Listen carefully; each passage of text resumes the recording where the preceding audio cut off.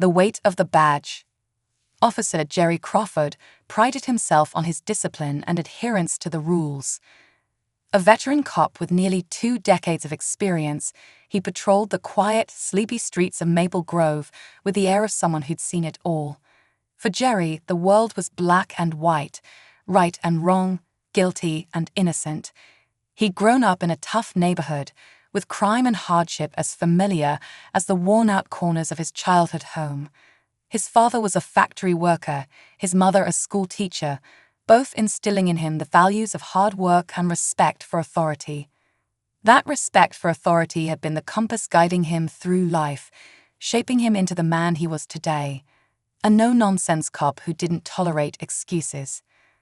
But that dedication had hardened him over the years, turning empathy into suspicion and curiosity into skepticism. He'd earned the reputation of being the strictest officer in the precinct. Officer by the book, his colleagues called him. While they joked that Jerry could recite the entire police handbook in his sleep, none could deny his effectiveness.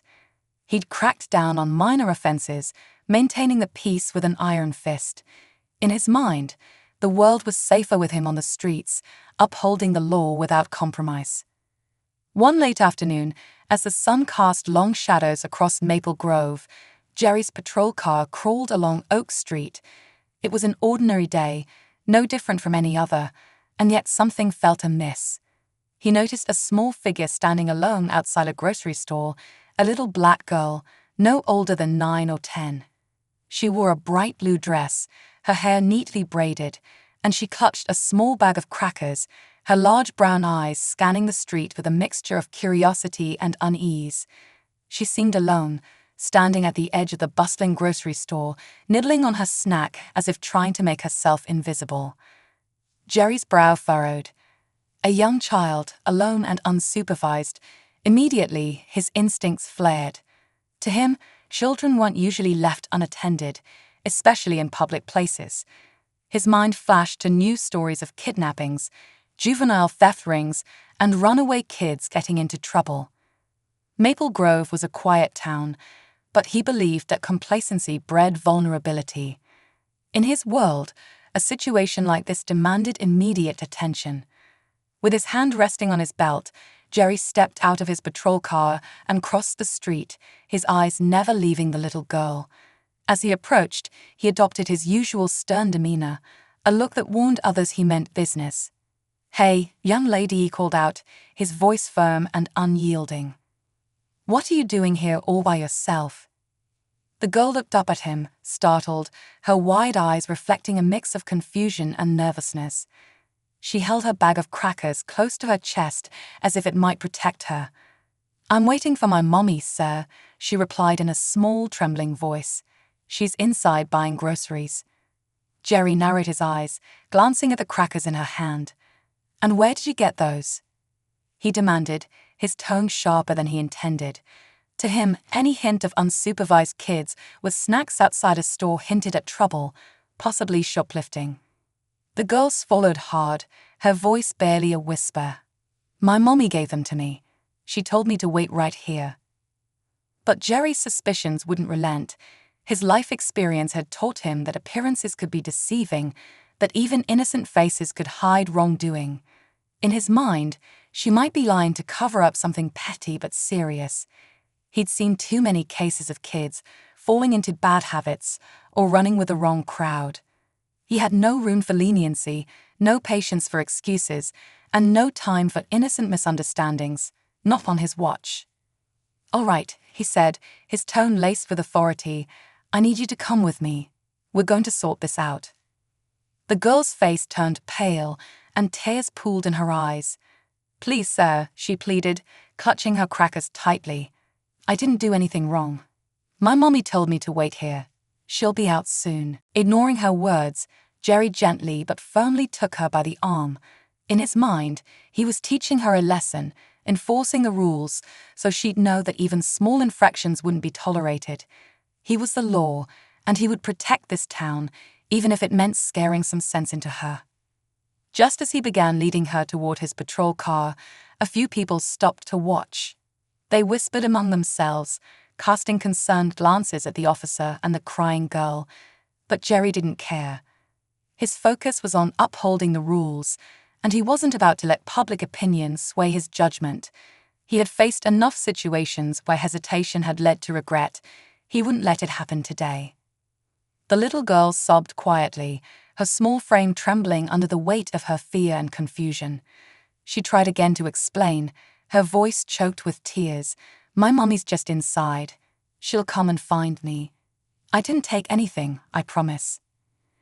But Jerry's heart was set, his conviction unshakable. "Enough," he said, his voice cold and unyielding. "You're coming with me until we figure this out." As he reached for his handcuffs, a woman's voice sliced through the air, filled with panic and disbelief. "What are you doing to my daughter?" Turning around, Jerry saw a woman rushing out of the grocery store, her face stricken with horror and anger. She dropped her bags, rushing towards them as if her life depended on it. The girl, recognizing her mother, cried out, "Mommy." The woman, Caroline, pulled her daughter into her arms, shielding her from Jerry's grasp. "What's going on here?" she demanded, her voice trembling with both fear and fury. "Why are you holding my daughter? She's done nothing wrong." Jerry straightened, his voice unwavering. "Ma'am, your daughter was loitering here, unsupervised. I was concerned she might be involved in something suspicious." Caroline's eyes flared with disbelief. "Suspicious? She's a child waiting for her mother. She's done nothing wrong." By now, a small crowd had gathered around them, murmurs of disapproval rippling through the onlookers. Some began recording the scene on their phones, capturing the confrontation between the mother and the officer. Jerry, aware of the attention but unwilling to back down, repeated his reasoning, emphasizing his role as a protector of the community. But Caroline was relentless. "My daughter is 9 years old. She's scared out of her mind, and you treated her like a criminal." For the first time, a flicker of doubt crossed Jerry's mind. But he quickly pushed it aside, clinging to his belief in his actions. He was following procedure, he was doing his job.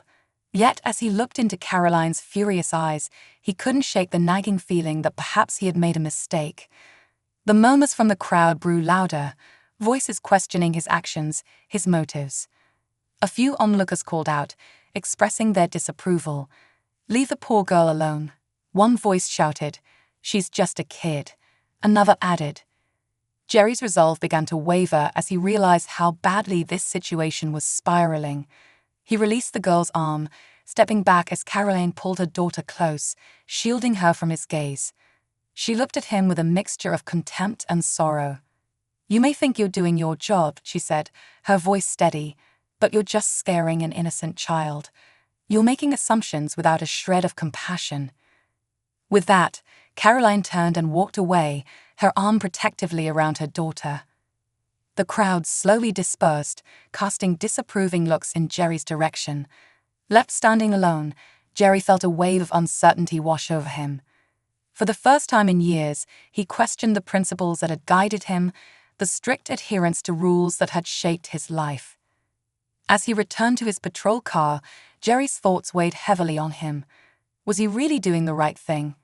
Or had he become so obsessed with the law that he'd lost sight of the very people he was meant to protect? This incident, as small as it seemed, had planted a seed of doubt that would soon grow, forcing him to confront the rigid ideals he'd held for so long. And so began a chain of events that would challenge everything Jerry believed in, turning his world upside down in ways he could never have anticipated. The ripple effect. Officer Jerry sat in his patrol car, his hands gripping the steering wheel so tightly that his knuckles turned white. The scene outside the grocery store replayed in his mind like a movie on an endless loop. The little girl's tear-streaked face, her mother's accusing eyes, the murmurs of disapproval from the crowd. He had acted by the book, followed protocol as he always did, yet something about this encounter didn't sit right with him. He'd always prided himself on being a good cop, someone who upheld the law with integrity and discipline. But now, the lines between right and wrong, justice and overreach, began to blur. He could still feel the weight of the crowd's judgment, their silent condemnation echoing in his thoughts. Just then, the radio crackled to life, pulling him out of his reverie. "Unit 47, report to the station. Chief wants to see you," the dispatcher announced in a tone that hinted at urgency. Jerry's stomach twisted. The chief was not one to summon officers lightly. With a deep breath, he shifted his car into drive and made his way to the station, trying to shake off the unsettling feeling that his actions might have set off something far bigger than he intended. As he walked through the station's doors, he noticed his fellow officers glancing at him, some averting their eyes, others offering sympathetic nods. The atmosphere was tense, and Jerry could sense that something was wrong. When he reached the chief's office, he straightened his uniform and knocked, hearing a stern "come in" from the other side. The chief, a stocky man with graying hair and a reputation for fairness, looked up from his desk, his expression unreadable. "Jerry, have a seat," he said, gesturing to the chair in front of him. Jerry complied, feeling the weight of his superior's gaze. "What's this about, Chief?" The chief leaned back in his chair, folding his hands over his stomach. "I received a formal complaint this afternoon from Caroline Mitchell." Jerry's heart sank. The mother of the little girl. "She claims you detained her daughter without cause," the chief continued, his voice laced with disappointment. "Jerry, I know you pride yourself on enforcing the law, but we have protocols for a reason. You need to assess situations carefully, especially when minors are involved." "Chief, I was just following procedure," Jerry argued, though he could hear the weakness in his own voice. "The girl was unsupervised outside a store. I thought she might be involved in something suspicious." The chief raised an eyebrow. "Did you have any evidence of that, or was it just an assumption?" Jerry opened his mouth to respond, but no words came out. Deep down, he knew he'd made assumptions based on nothing more than a hunch, assumptions that had led him to humiliate an innocent child in front of a crowd. The chief sighed, rubbing his temples. "Jerry, you're one of my best officers, but this job isn't just about enforcing rules. It's about serving the community, understanding people, and knowing when to be flexible. You're on desk duty for the next week while we investigate this matter further." Jerry felt a rush of frustration and humiliation. Desk duty, for doing his job, but he swallowed his pride and nodded. "Understood, Chief." "Good.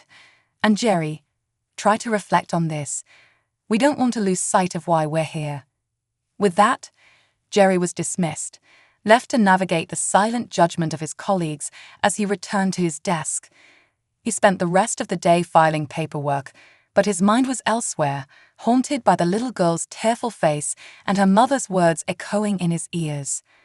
As evening fell, Jerry left the station, feeling more drained than he ever had in his career. He had always believed that he was a force for good, a protector of the community. But now a seed of doubt had taken root, gnawing away at his certainty. That night, as he lay in bed, sleep eluded him. He stared at the ceiling, questioning everything he thought he knew. Was he truly doing good, or had he become so blinded by his own righteousness that he couldn't see the harm he was causing? The next morning, he decided to take a walk through Maple Grove, hoping to clear his head. The familiar streets, usually comforting, felt foreign now. Everywhere he went, he sensed the eyes of the townspeople on him. It was as if they all knew, as if they were silently judging him for what he had done. He walked past the grocery store, and a pang of guilt hit him. That was where it had all begun. He paused outside, staring at the spot where the little girl had stood, clutching her crackers, tears streaming down her face. In that moment, he wished he could turn back time, give her a kind smile instead of a harsh reprimand, listen to her instead of assuming the worst. Lost in thought, he didn't notice the woman approaching him until she was standing right in front of him. It was Caroline, the girl's mother. "Officer Crawford," she said, her voice calm but cold. "I thought I'd find you here."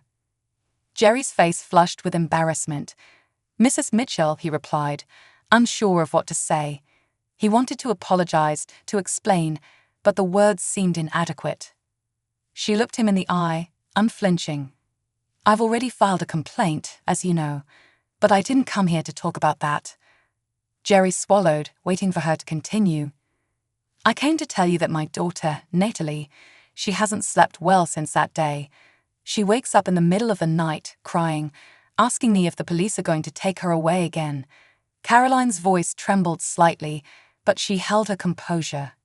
You didn't just scare her, Officer Crawford. You made her afraid of the people who are supposed to protect her. Jerry felt a stab of guilt, deeper than any he'd ever known. Mrs. Mitchell, I'm sorry. I didn't realize. No, you didn't, she interrupted. You assumed that because she was standing outside alone, she must be up to no good. You didn't see her as a child. You saw her as a potential criminal. Her words hit him like a punch to the gut.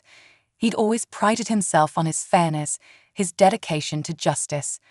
But in that moment, he realized how his assumptions had clouded his judgment, how he had failed the very people he'd sworn to protect. Caroline took a deep breath, her expression softening slightly. I'm not here to demand anything from you, Officer Crawford. I just want you to understand the impact of your actions. And maybe think twice before you judge someone based on where they're standing or what they look like. With that, she turned and walked away, leaving Jerry standing there, feeling as though the ground had shifted beneath him. For the next few days, he couldn't shake the encounter from his mind. The image of Natalie, frightened and crying, haunted him. He thought back to his own childhood, to the times when his family had struggled, when he'd been judged for things beyond his control. He had grown up determined to be different, to be someone who fought for justice, and yet he had become exactly the kind of person he once despised. Determined to make things right, Jerry decided to visit Natalie and her mother, hoping to apologize and offer a gesture of goodwill. He spent hours rehearsing what he would say, how he would explain his actions and express his remorse. He wanted them to see that he was more than the badge, that he was human, capable of mistakes and eager to make amends. When he finally arrived at their house, he felt a knot of nervousness in his stomach. He knocked on the door, and Caroline answered, her expression wary but not unkind. Mrs. Mitchell, I know I can't undo what happened, Jerry began, his voice trembling slightly. But I wanted to come here in person and apologize. I know I hurt your daughter, and I regret it more than you can imagine. I let my assumptions cloud my judgment, and that's not what a good cop should do. Caroline listened, her face softening as he spoke. She could see the sincerity in his eyes, the weight of his guilt. When he finished, she nodded, offering him a small smile. Thank you, Officer Crawford. It takes courage to admit when you're wrong. Jerry exhaled, relief washing over him. But as he turned to leave, a thought struck him. Perhaps this wasn't just about an apology. Maybe there was something he could do to make a real difference, not just for Natalie, but for the entire community. Over the next few weeks, Jerry threw himself into his new mission. He organized community meetings, inviting parents, children, and local leaders to discuss ways to improve the relationship between the police and the community. He spoke about his own experience, openly admitting his mistakes and encouraging others to share their stories. Slowly but surely, he began to rebuild the trust he had lost, not just with Natalie and her mother, but with the entire community. As he stood before a crowd one evening, sharing his story and listening to theirs, he felt a sense of purpose he hadn't felt in years. He was no longer just a cop enforcing rules. He was a part of something bigger, something meaningful. And for the first time, he understood what it truly meant to protect and serve. A new perspective. The transformation Jerry had experienced over the past few weeks was subtle yet profound.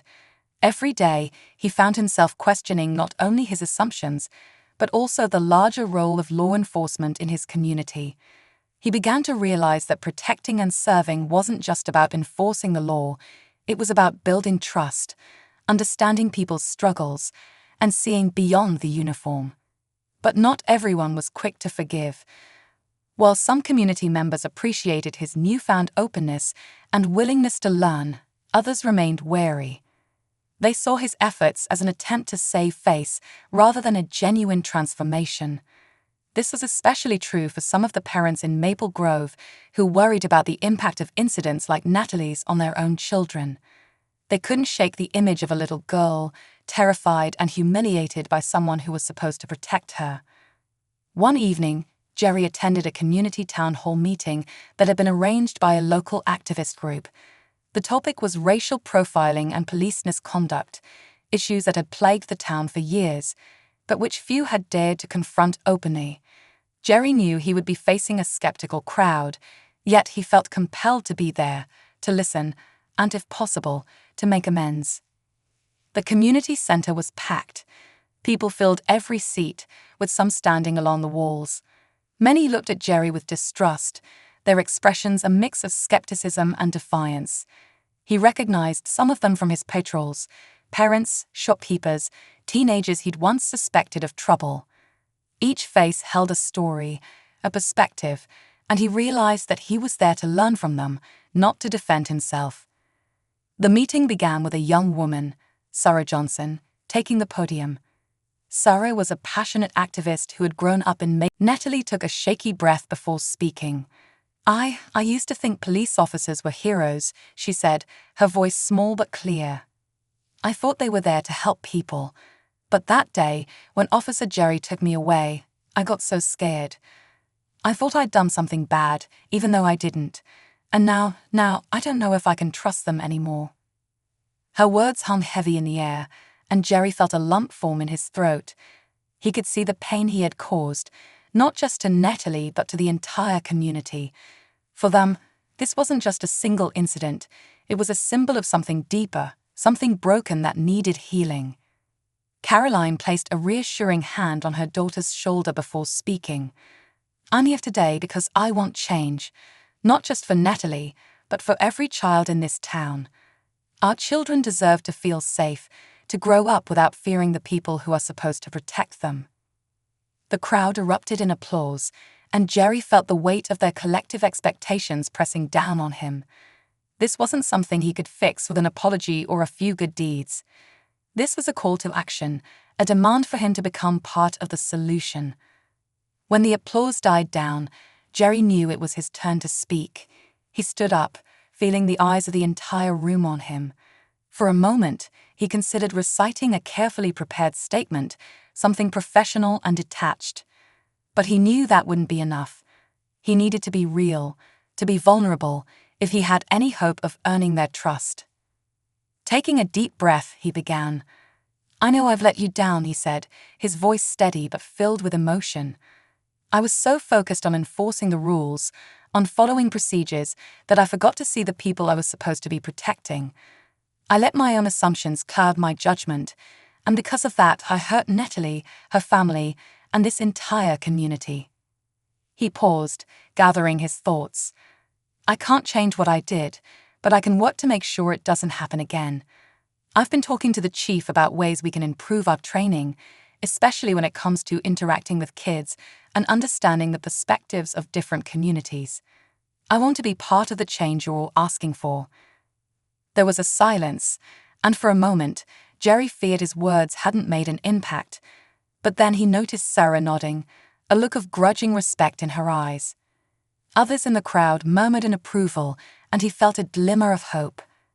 After the meeting, several people approached him, some to express their appreciation for his words, others to share their concerns and ideas for improvement. He listened to each of them, taking mental notes and promising to follow up. For the first time, he felt connected to the community in a way he never had before. He wasn't just a cop patrolling the streets. He was a member of Maple Grove, responsible for the people he had once seen as mere faces in the crowd. Over the next few weeks, Jerry threw himself into community engagement with a fervor that surprised even him. He organized events where kids could meet police officers, ask questions, and share their fears. He worked with Sarah and other activists to create workshops for officers to learn about implicit bias and cultural sensitivity. He even started a mentorship program, inviting teens to shadow him and other officers for a day to see what law enforcement was really like. One afternoon, he received a letter at the station. It was from Natalie. Her handwriting was neat and careful, and he could tell she put a lot of thought into her words. "Dear Officer Jerry," it read, "thank you for coming to our meeting and saying sorry. I still get scared sometimes, but my mom says you're trying to make things better. I hope that means you'll be like the heroes I used to think all police officers were." Jerry felt a lump in his throat as he read her words. She had given him something he hadn't realized he needed, a second chance. A chance to prove that he could be the kind of hero she believed in, the kind of officer who served not just with duty, but with compassion. With renewed purpose, Jerry continued his work. He knew there would be setbacks, that not everyone would be quick to forgive. But he was committed to making amends, not just for Natalie, but for every child, every parent, every member of the community who had ever felt overlooked or judged. He had spent years enforcing the law with an iron fist, but now he was learning to serve with an open heart. And as he walked the familiar streets of Maple Grove, he felt a sense of peace he hadn't known in years. He was no longer just a cop. He was part of a community, bound by trust, compassion, and the shared goal of creating a safer, more inclusive town for everyone. Redemption and resistance. Officer Jerry's commitment to mending his relationship with the community became more than a personal journey.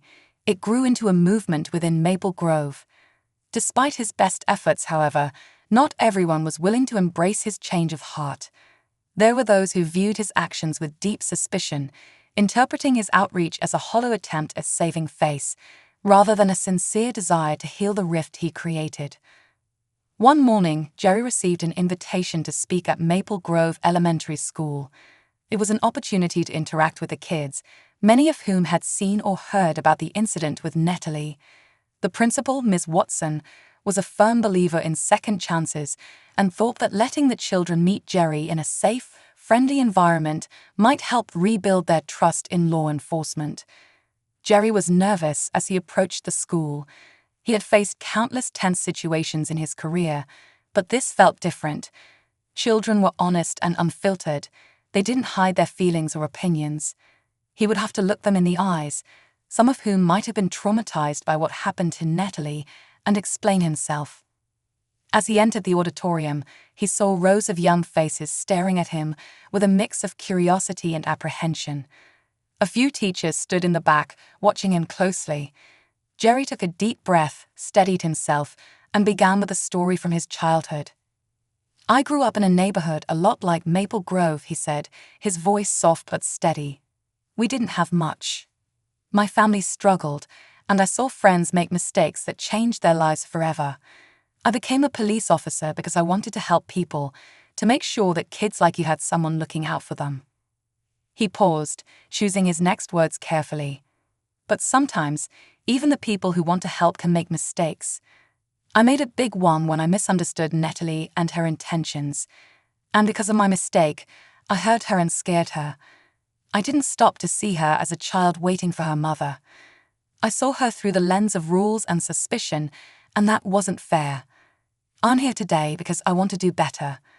I want you all to feel safe, to know that you can trust the people in your community, even those of us who wear badges." There was a long silence, punctuated only by the shuffling of feet. Then, a small hand shot up in the front row. A young boy with curly hair and wide, curious eyes asked, "Are you friends with Natalie now?" Jerry smiled softly. "I hope so. I've apologized to Natalie and her mom, and they've been very kind to me. I'm working hard to earn their trust back, and I'm doing everything I can to make sure no other child has to feel scared because of someone like me." The children seemed to relax after that. They began asking questions, some about his job, others about his uniform and equipment. He answered each one with patience, doing his best to show them that he wasn't someone to be feared. By the end of his talk, he felt a small weight lift off his shoulders. It wasn't complete forgiveness, but it was a start. He left the school that day feeling hopeful, believing that perhaps he could make a difference after all. However, not everyone in Maple Grove was convinced of Jerry's transformation. A few days after his visit to the school, he was called to a meeting organized by a local activist group, led by none other than Sarah Johnson. They'd seen his efforts but remained wary, skeptical that an officer with Jerry's reputation could truly change. The meeting was held in a community center, with folding chairs arranged in a circle and a mix of residents and activists gathered around. Sarah, seated directly across from Jerry, didn't waste time with pleasantries. "Thank you for coming, Officer Crawford," she said, her tone formal. "We've all seen your recent outreach efforts, but we need more than just words. We need a commitment to real change, to transparency and accountability. Can you offer that?" Jerry nodded, meeting her gaze steadily. "I understand. I'm not here to defend myself. I'm here to listen to your concerns and find ways to work together. Whatever it takes to build a safer, more trusting community, I'm willing to do it." Sarah raised an eyebrow, unimpressed. "Are you willing to advocate for policy changes? Changes that might make your job more challenging, but ensure that incidents like Natalie's don't happen again?" Jerry hesitated, but only for a moment. "Yes, if it means that children like Natalie feel safer, if it means that our community feels heard and respected, then yes. I'm willing to support those changes." The group exchanged glances, surprised but still guarded. Sarah continued, "We've drafted a list of recommendations, including additional training on implicit bias, regular community check-ins with police officers, and increased transparency in how complaints are handled. Are you willing to bring these ideas to your department?" Jerry looked down at the list they handed him, feeling the weight of each recommendation. They were calling for reform, real reform, the kind that could transform how law enforcement operated in Maple Grove. It would mean challenging some of the long-standing practices within his department, practices that he had once sworn by. But as he read through the list, he knew that it was time to challenge those beliefs, to evolve. He looked up, nodding. "I'll do it. I'll speak with the chief and present these ideas, and I'll do my best to make sure they're taken seriously." Sarah's gaze softened just a bit. "Thank you, Officer Crawford. We'll hold you to that." The meeting continued, with Jerry listening as residents voiced their fears, their frustrations, and their hopes for a better relationship with law enforcement.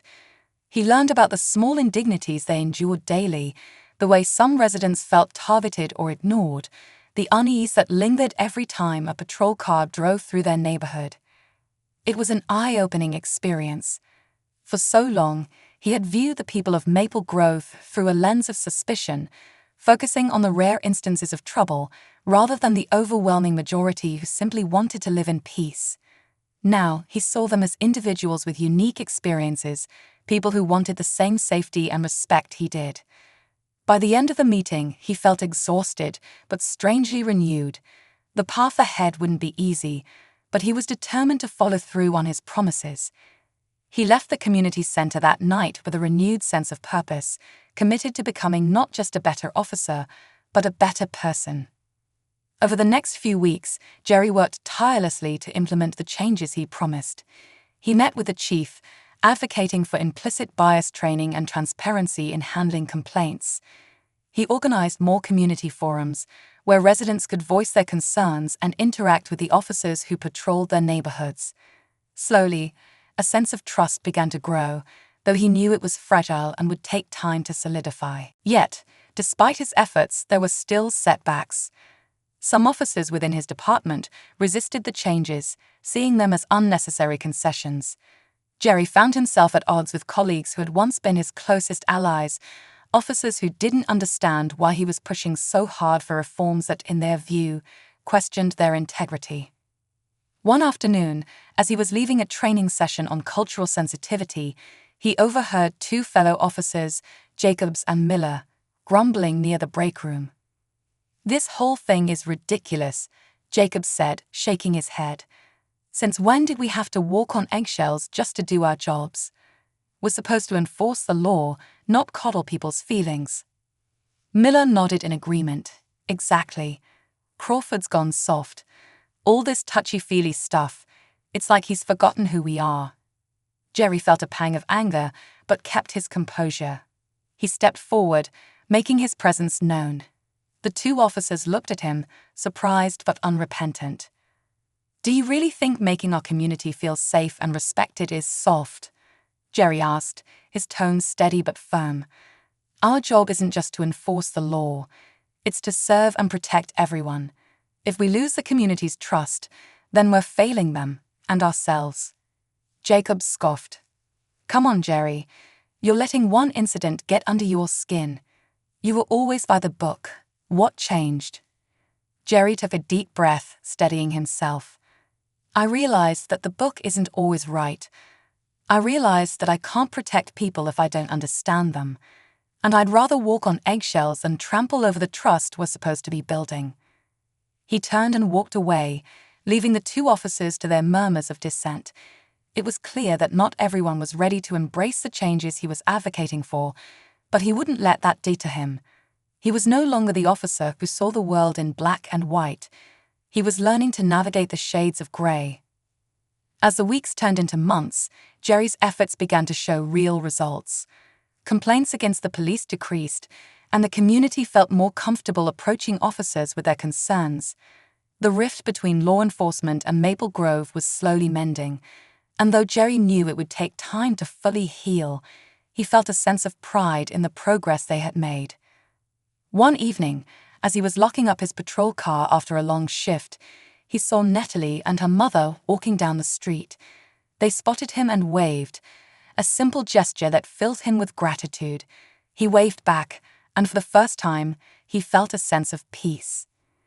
The journey was far from over, but Jerry knew he was on the right path. He had faced his mistakes, endured the consequences, and come out the other side with a new understanding of what it meant to protect and serve. And as he walked through the quiet streets of Maple Grove, he felt a renewed commitment to the people he had once seen only through the narrow lens of rules and regulations. Now he saw them for who they truly were: his neighbors, his community, and his responsibility. The legacy of change. Several months had passed since Officer Jerry Crawford's transformation began, but the echoes of that fateful day outside the grocery store continued to ripple through the town of Maple Grove. The once skeptical community had grown accustomed to the new Jerry, a man who was now more than just a strict, by-the-book cop. He had become an advocate, a listener, a presence in the community who had earned the respect, and even the friendship, of those who once saw him as a figure of intimidation. The journey, however, was not without its challenges. The reform initiatives he championed, which included cultural sensitivity training, community forums, and transparent complaint procedures, had stirred up tension within the police department. Some officers viewed these changes as unnecessary, even dangerous, fearing that they undermined their authority. Jerry found himself in the delicate position of bridging the gap between the department he served and the community he had sworn to protect. It was a balancing act that required patience, resilience, and an unwavering commitment to his new principles. One afternoon, as Jerry was reviewing community engagement reports at his desk, Chief Simmons entered his office with a sullen look. The chief closed the door behind him and took a seat across from Jerry, folding his hands in his lap. "Jerry, I need to talk to you about something important," the chief began, his tone unusually grave. "I've been getting pushback from some of the officers about the changes you've implemented. They feel that this shift in focus is undermining their ability to do their jobs effectively." Jerry took a deep breath. He had anticipated resistance, but hearing it from the chief himself made it all the more real. "I understand, Chief. Change is hard, especially when it challenges the way we've always done things. But I believe these reforms are necessary if we're going to rebuild trust with the community." The chief sighed, rubbing his temples. "I don't disagree, Jerry. In fact, I think what you've done here has been remarkable. The community's response has been overwhelmingly positive. But some of the officers, well, they don't see it that way. They're talking about filing a grievance with the union. They want things to go back to how they were." Jerry's heart sank. He had expected resistance, yes, but he hadn't anticipated a potential revolt. He looked down, gathering his thoughts before responding. "Chief, I know this hasn't been easy for everyone, but if we go back to the old ways, we'll lose everything we've gained. The trust we've rebuilt, the relationships we've formed, they'll all disappear. And honestly, I'm not sure I can go back to the way things were." The chief regarded him for a long moment, his eyes softening. "I knew you'd say that, Jerry, and I respect you for it. But you need to understand that you're standing on the edge of something bigger than just this department. If you want to keep pushing for change, you're going to have to be ready to fight for it. Are you prepared for that?" Jerry met the chief's gaze, his voice steady. "Yes, sir, I am." The chief nodded, a hint of admiration in his eyes. "Then you have my support, but just know that it won't be easy. Not everyone's going to be on your side." After their conversation, Jerry felt a renewed sense of purpose. He knew that the road ahead would be difficult, but he was committed to seeing it through. Over the next few weeks, he continued to meet with community leaders, activists, and even some of the more skeptical officers in the department, working to address their concerns and bridge the gap between law enforcement and the people of Maple Grove. One evening, while attending a town hall meeting, Jerry was approached by Sarah Johnson, the outspoken activist who had initially been one of his harshest critics. She looked at him with a grudging smile, as if she was still surprised by his transformation. "Jerry," she said, crossing her arms, "I have to admit, I didn't think you'd stick it out this long. You've surprised me." Jerry chuckled, scratching the back of his neck. "To be honest, I didn't think I'd stick it out this long either. But I realized something along the way. Change isn't just about proving myself to the community. It's about proving to myself that I can be better, that we all can." Sarah nodded, her expression softening. "Well, you've done a lot of good here. People are starting to believe in you, in the department even. It's not perfect, but it's better than it was, and that's a big deal." Jerry's heart swelled with pride. Coming from Sarah, those words meant more than any award or commendation. He had earned her respect, and that was no small feat. As the meeting continued, Jerry listened to residents sharing their experiences, expressing both gratitude and ongoing concerns. One man, Mr. Avery, an elderly resident who'd lived in Maple Grove his whole life, raised his hand to speak. "Officer Crawford," Mr. Avery began, his voice wavering with emotion, "I just wanted to say thank you. A few months ago, I would have never thought I'd be thanking a cop. But you've shown us that there's hope, that things can change. My grandson used to be scared of police officers. Now he wants to be one when he grows up because of you." Jerry felt his throat tighten as he absorbed Mr. Avery's words. He nodded, barely able to speak. "Thank you, Mr. Avery. That means a lot to me. It really does." When the meeting ended, Jerry stayed behind to chat with a few community members who had more questions and suggestions. As he left the building, he felt a renewed sense of purpose, a determination to continue pushing forward, no matter how tough the road might be. But as he walked to his patrol car, he noticed a familiar figure standing nearby, Natalie. She was holding her mother's hand, but her eyes were fixed on him, a shy smile tugging at her lips. "Hi, Officer Jerry," she said, her voice soft but steady. "Hi, Natalie," Jerry replied, smiling warmly. "How have you been?" Natalie looked up at her mother, who nodded encouragingly, and then back at Jerry. "I've been okay. My mom says you're trying really hard to make things better for everyone, and I wanted to say thank you." Jerry knelt down so he was eye level with her. "Thank you, Natalie. You're one of the reasons I wanted to make things better. I never wanted to hurt you, and I'm so sorry for what happened." Natalie reached out, surprising him by giving him a quick hug. Jerry felt a lump in his throat, overwhelmed by the simple act of forgiveness from this little girl whose life he'd turned upside down months before. As she pulled back, she looked at him with a glimmer of hope. "Are you going to keep being a hero?" Jerry smiled, his eyes misting. "I'm going to do my best, Natalie. I'm going to do my very best." The interaction with Natalie was a reminder of why he had chosen this path, why he was fighting so hard to change. It wasn't about his pride or proving himself right. It was about making sure that every child in Maple Grove felt safe, respected, and valued. In the months that followed, the reforms Jerry championed became more entrenched within the department. He faced backlash, criticism, and even isolation from some of his colleagues.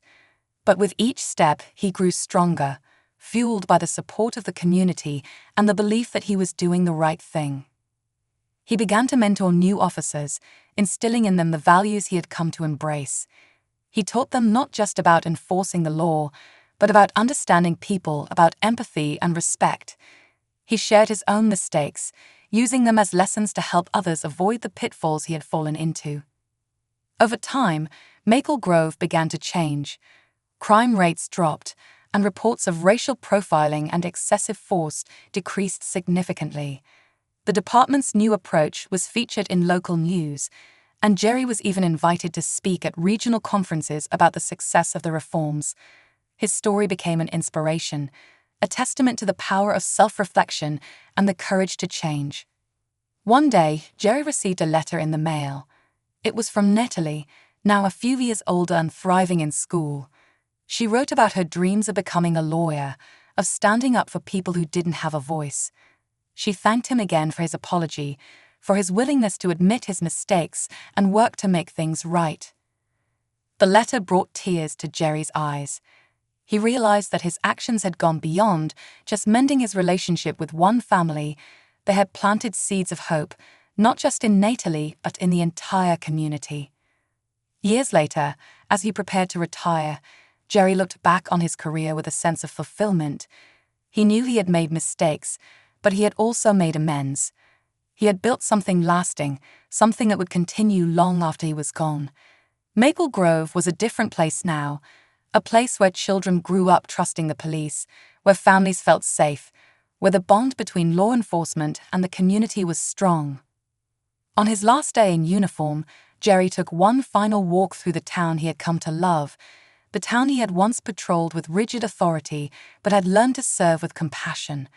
As he passed by the grocery store where it all began, he paused, looking at the spot where he had once stood, blinded by assumptions and strict adherence to the rules.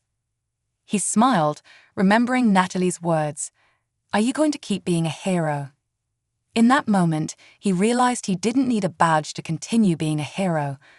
The legacy he had built in Maple Grove, the trust, the compassion, the change, was more powerful than any title, and he knew that as long as the community remembered what they had achieved together, his work would live on. With a heart full of gratitude and a life full of purpose, Jerry walked away, leaving behind not just a career, but a legacy of redemption, resilience, and hope for a better future.